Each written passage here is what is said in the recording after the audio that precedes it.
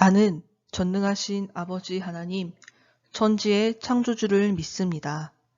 나는 그의 유일하신 아들, 우리 주 예수 그리스도를 믿습니다.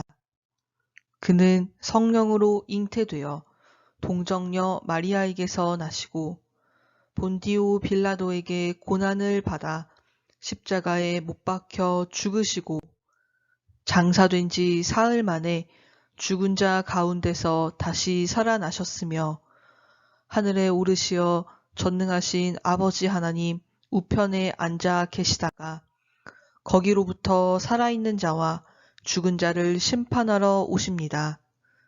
나는 성령을 믿으며 거룩한 공교회와 성도의 교제와 죄를 용서받는 것과 몸의 부활과 영생을 믿습니다. 아멘.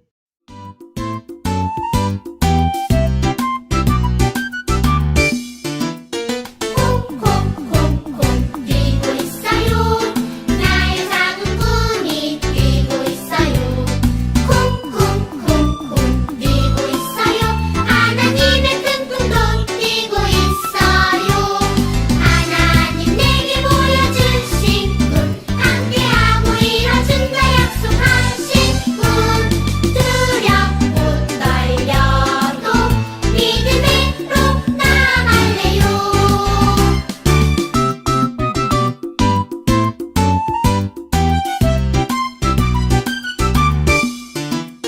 콩콩콩콩 뛰고 있어요. 나의 작은 꿈이 뛰고 있어요. 콩콩콩콩 뛰고 있어요. 하나님의 큰 꿈도 뛰고 있어요. 하나님 내게 보여주신 꿈 함께하고 이뤄준다 약속하신 꿈 두렵고 떨려도 믿음으로 나아갈래요. 두렵고 떨려도 믿음으로 나아갈래요. 샬롬! 지금은 코이노니아 시간입니다. 물된 동산 유년부 예배에 온 모든 친구들을 예수님의 사랑으로 환영합니다. 오늘은 사순절 세 번째 주일이에요. 그래서 오늘의 사순절 키트 활동은 고백 부가트랍니다. 우리 친구들 가정에서 고백 부가트 활동을 하고 인증샷을 찍어서 보내주세요. 그리고 물된 동산 유년부 밴드에 혹시 아직 가입하지 않은 그러한 친구들이 있다면 꼭 가입해 주세요.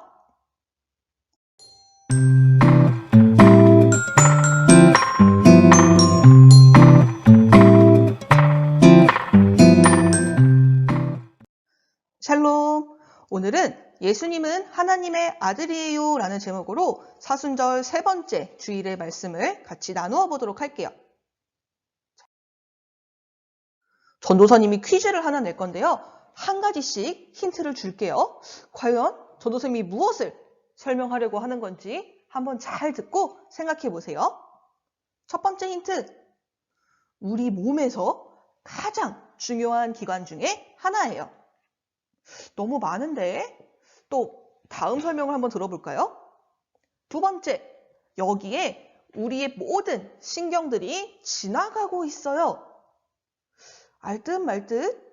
세 번째, 그래서 이 기관이 망가지면 우리의 몸 전체가 망가질 수 있대요.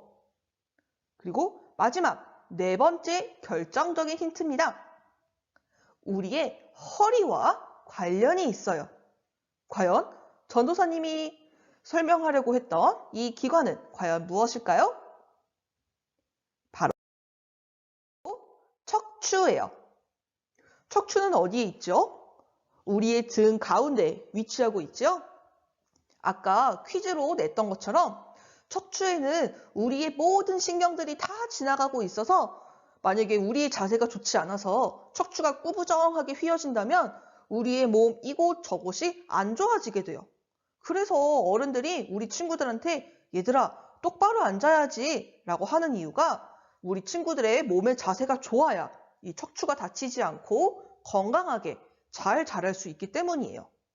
이처럼 척추가 잘못되면 우리의 몸이 잘못되는 것처럼 우리의 자세가 굉장히 중요하다는 걸 알 수 있죠? 이렇게 자세에 따라서 우리의 모습이 달라질 수 있는 거예요. 이렇게 척추를 올바르게 펴고 올바른 자세로 앉는 것이 중요한 것처럼 예수님을 믿는 우리에게도 아주 중요한 믿음의 자세가 있어요. 이 자리에서 예배드리는 우리 모두는 예수님을 알고 있고요. 또한 예수님을 믿고 있어요. 그런데 우리가 예수님을 믿고는 있지만 그 믿는 자세가 어떤가 그것에 따라서 우리의 믿음의 모습은 굉장히 달라질 수밖에 없어요. 그렇다면 우리는 과연 예수님을 어떠한 자세로 믿어야 하는가에 대한 이야기를 오늘 같이 나누어 볼 거예요. 이곳은 가이사랴 빌립보라는 그러한 도시예요. 지중해와 맞닿아 있고 아주 아름답고 풍요로운 그러한 도시 중에 하나랍니다.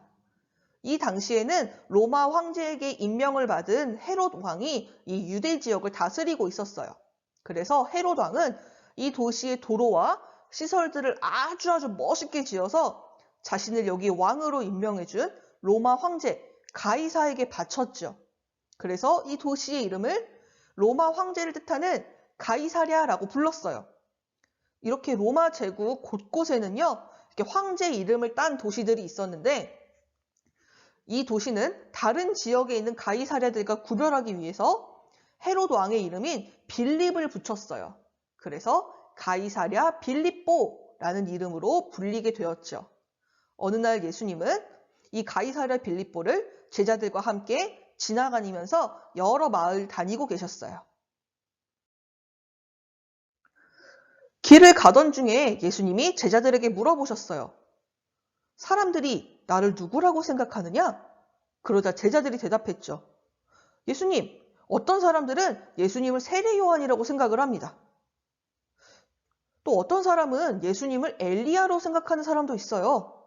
또 하나님의 말씀을 전하는 그러한 선지자 중에 한 사람이라고 말하는 사람들도 있습니다. 이 이야기를 들으신 예수님이 제자들에게 다시 물어보셨어요. 그렇다면 너희들은 나를 누구라고 생각하느냐?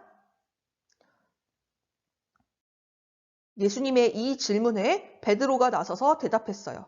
예수님, 주님은 그리스도이시며 살아계신 하나님의 아들이십니다. 친구들, 이 한마디는 굉장히 짧은 말이지만 예수님이 어떠한 분이신가에 대한 가장 중요하고 완벽한 고백이 담겨져 있어요. 왜일까요? 먼저 베드로는 예수님을 그리스도라고 고백을 했지요. 그리스도란 기름 부음을 받은 사람이라는 뜻이에요. 그런데 예수님한테 기름 부음을 받은 사람이라고 부른 게 어떻게 완벽하고 중요한 고백일까요? 이 말을 이해하기 위해서는 이스라엘 사람들의 전통을 하나 알아야 하는데요. 옛날부터 이스라엘 사람들은 왕이 새로 세워질 때, 왕으로 임명을 받을 때 하나님께서 이제 주시는 축복의 마음으로 이제 그 머리 기름을 부었어요. 그래서 이 왕은 하나님이 세우신 왕이라는 것을 상징하고 알려주는 아주 중요한 일이었죠. 그래서 베드로가 예수님을 그리스도, 기름 부음을 받으신 분이라고 고백한 것은, 즉 예수님은 하나님께서 우리에게 보내주신 왕이십니다 라고 고백한 것과 똑같아요. 수많은 사람들이 로마 황제가 더 대단하고 나의 왕이다 라고 섬기는 이곳 가이사랴 빌립보에서 예수님, 로마 황제나 이 도시를 만든 헤롯 왕이 아니라 예수님이 진정한 왕이십니다 라고 고백을 한 거예요. 이건 엄청나게 놀라운 고백이었어요. 이렇게 놀라운 고백을 한 베드로는 내심 속으로 예수님이 좀 칭찬을 해주시지 않을까? 하고 좀 기대했을지도 몰라요. 하지만 예수님의 반응은 의외였어요. 이 이야기를 다른 사람들에게는 해서 안 돼. 아직은 하지 마. 라고 쉿 하고 신신당부하셨거든요. 왜냐하면 아직까지는 제자들과 예수님 사이에 비밀이었기 때문이에요.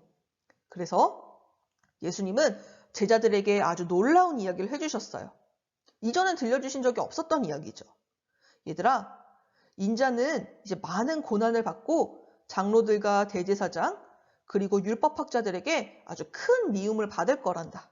그리고 그들의 손에 의해서 죽었다가 나는 3일 후에 다시 살아날 것이다. 여기서 말하는 인자란 예수님께서 스스로를 가리키시던 표현이에요. 즉, 예수님은 큰 고통을 당하실 뿐만 아니라 심지어 돌아가신다라는 말씀이었죠. 이 말씀을 들은 베드로는 너무 깜짝 놀랐어요. 그래서 예수님을 붙잡고 막 펄쩍펄쩍 뛰면서 흥분해가지고 막 거칠게 말했어요. 예수님, 절대로 안 돼요. 무슨 말씀이세요? 이런 일이 있어서는 안 돼요. 예수님은 왕으로 오신 분인데 절대로 그런 고난을 받으시면 안 되고 받을 수도 없습니다. 라면서 막 흥분해서 난리가 났어요. 그러자 예수님이 베드로를 꾸짖으셨어요. 사탄아, 내 뒤로 물러가라. 너는 하나님의 일을 생각하지 않고 사람의 일만 생각하는구나. 라고요. 네, 친구들, 생각을 해볼까요? 아니, 예수님이 고난을 당하시고 돌아가신다는 이야기를 듣고 그 제자들이 그렇군요 하고 가만히 있는 게 좀 더 이상하지 않을까요? 누구나 베드로처럼 깜짝 놀라서 예수님 안 돼요 라고 말했을 거예요. 하지만 물론 베드로는 예수님은 그리스도이십니다 라고 정확하게 답을 했지만 하나님의 뜻을 알지 못했기 때문에 이렇게 펄쩍펄쩍 뛰었던 것이죠. 이 당시 이스라엘 백성들은요, 로마의 지배를 아주 오랫동안 받았어요. 그래서 자신들을 로마로부터 구해주고 새롭게 독립을 시켜줄 그러한 왕을 기다리고 있었죠. 그래서 베드로 역시 예수님께서 이스라엘을 위한 왕으로 오셨다고 생각을 했어요. 하지만 예수님은 이스라엘 백성만 구원하기 위해서 오신 분이 아니었죠. 이 세상 모든 사람들을 구원하시려는 그러한 하나님의 뜻으로 이 땅에 오셨어요. 그러기 위해서는 우리들의 죄를 대신해서 고난도 받으시고 십자가에 달리기도 하셔야 했어요.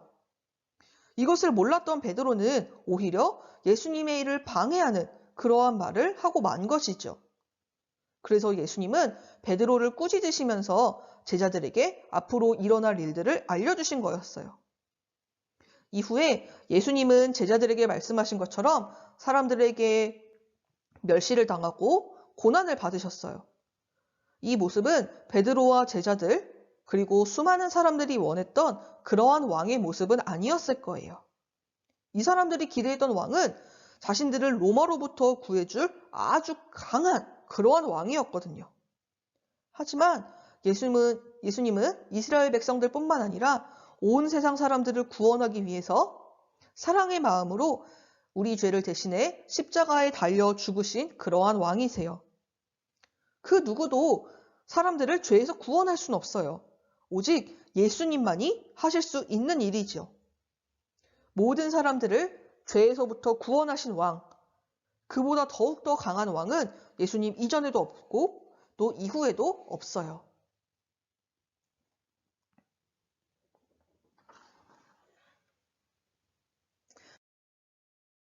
자, 여기서 전도사님이 작은 퀴즈를 다시 한번 낼게요. 우리 친구들이 집에서 스포츠 경기를 보고 있어요. 그런데 어떤 외국인 선수가 이러한 그림의 국기를 딱 가슴에 달고 나왔어요. 그러면 어느 나라 선수지요? 맞아요. 미국 선수예요. 그렇다면 이러한 모양의 국기를 달고 있다면요? 맞아요. 태극기를 가슴에 달고 있는 것은 바로 우리 대한민국의 선수들이죠.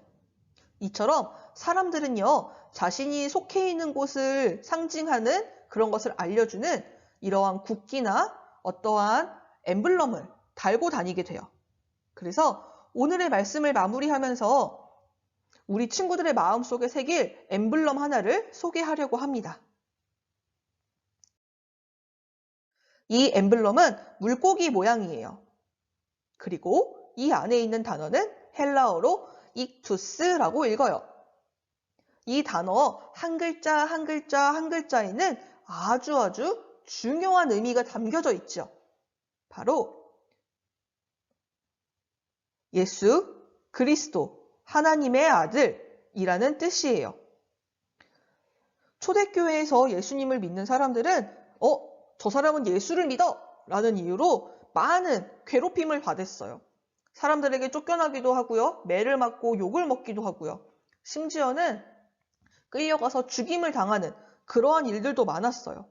그래서 예수님은 우리를 구원하시기 위해서 오신 그리스도시고 하나님의 아들이십니다. 라는 이 중요한 고백을 하기가 어려웠어요.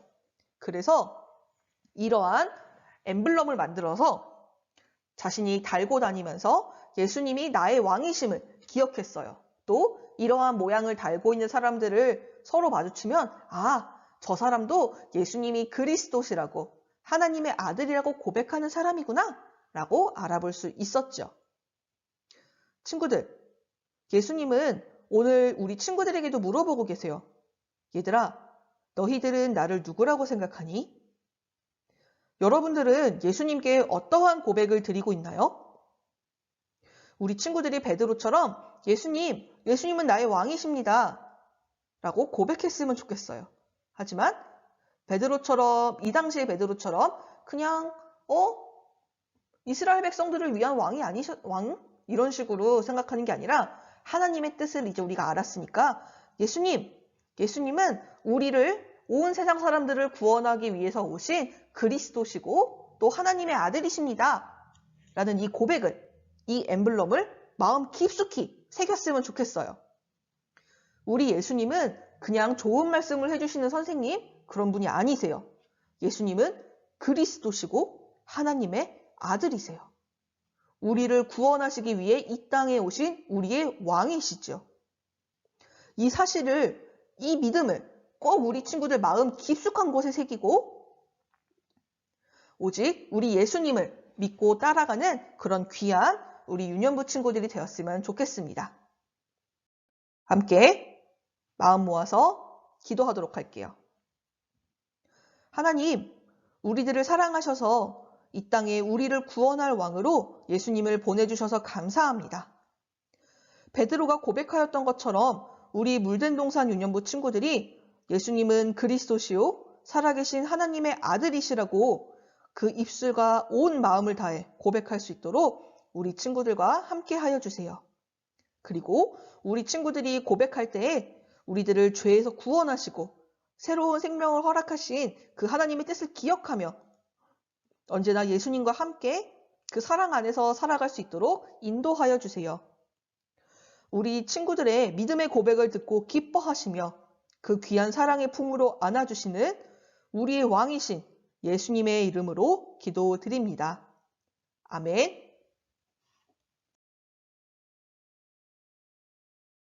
하늘에 계신 우리 아버지, 아버지의 이름을 거룩하게 하시며 아버지의 나라가 오게 하시며 아버지의 뜻이 하늘에서와 같이 땅에서도 이루어지게 하소서.